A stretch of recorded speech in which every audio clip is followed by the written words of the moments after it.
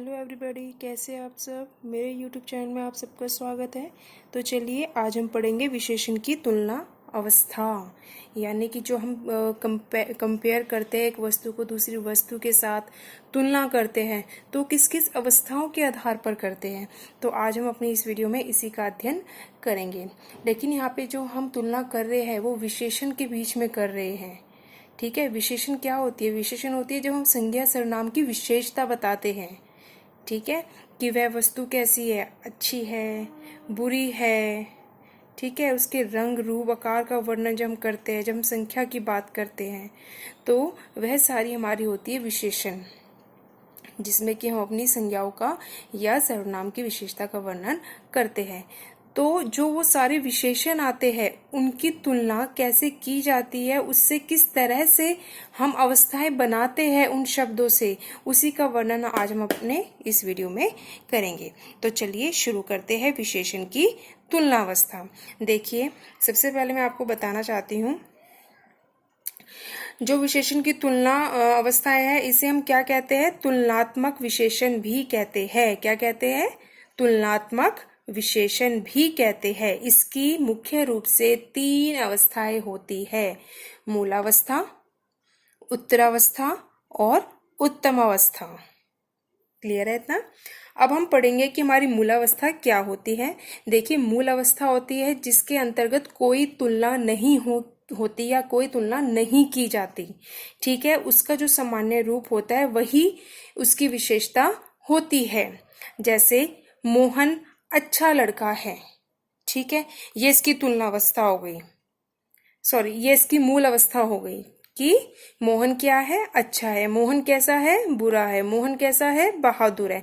तो ये होगी इसकी मूल अवस्था जिसके अंतर्गत कोई तुलना नहीं की जाती।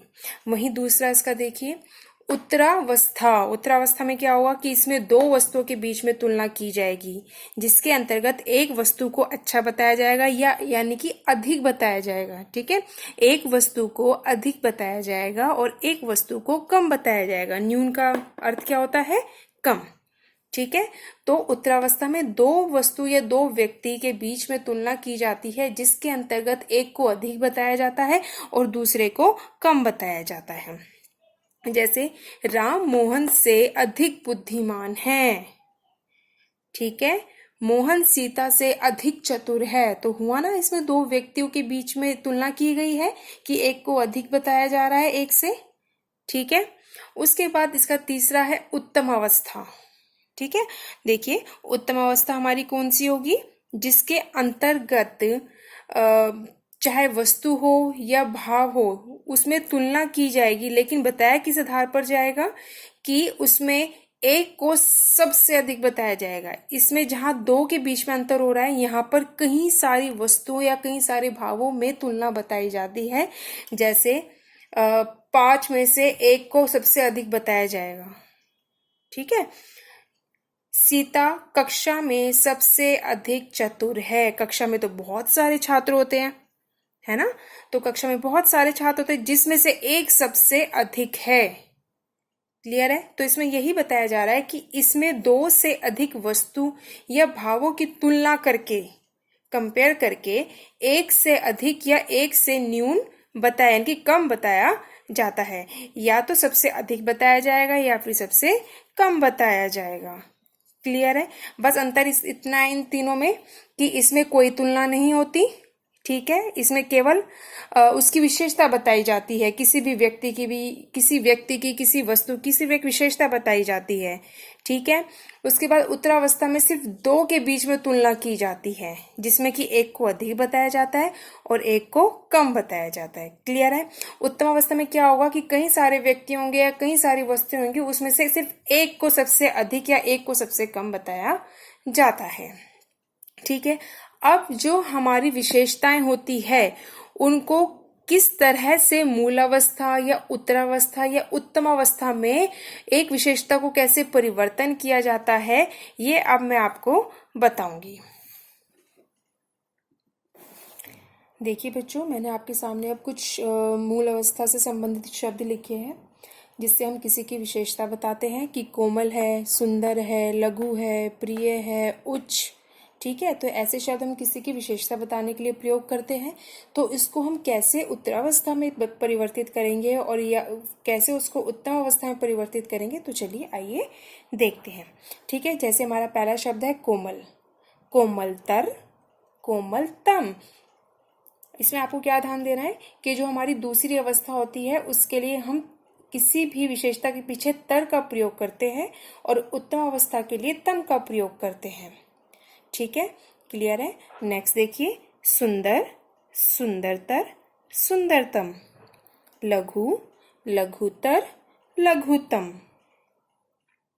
प्रिय, प्रियतर, प्रियतम, उच्च, उच्चतर, उच्चतम, गुरु, गुरुतर, गुरुत्तम। क्लियर है। तो ऐसे शब्द आपको किसी भी हिंदी व्याकरण की पुस्तक में मिल जाएंगे, तो आप उन्हें देखिए, पढ़िए और उसका अभ्यास करिए। ठीक है, प्रश्न पत्र में इसका कैसे प्रश्न आते हैं कि या तो आपको ऐसे शब्द दे दिए जाते हैं और आपसे पूछ लिया जाएगा कि ये विशेषण की तुलनावस्था कौन सी है, मूलावस्था है या उत्तरावस्था है या फिर उत्तम अवस्था है।